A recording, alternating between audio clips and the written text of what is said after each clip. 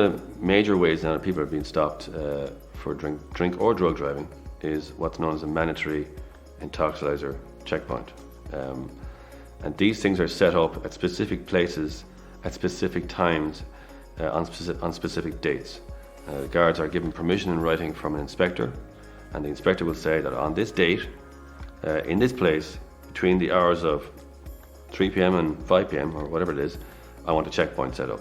And so once they have that authorization from an inspector to set up a checkpoint, they're authorized to stop and get anybody to give a sample of their saliva, whether or not they think that person is intoxicated or otherwise.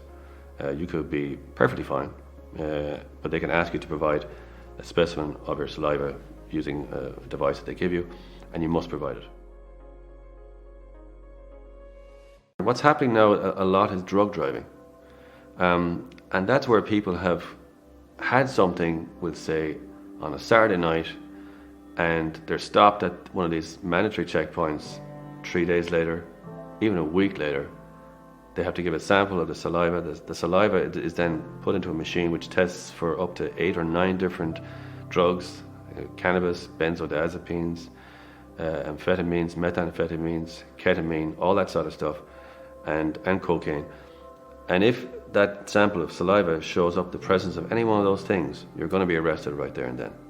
Then you're brought to the station, and a sample of blood is taken from you. And if it subsequently shows up in the analysis from the Medical Bureau of Road Safety, you could be facing a year off the road.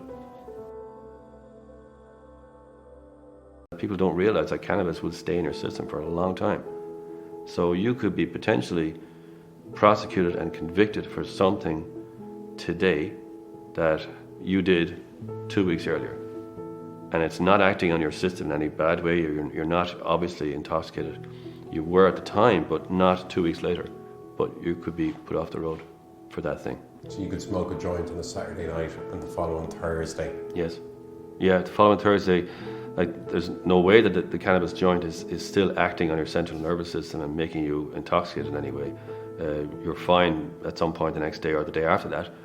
You're perfectly, you have all the outward appearances of being sober, but if you're stopped at a checkpoint and they do a saliva test and it shows up, you will be prosecuted, and you could end up being put off the road for a year for that.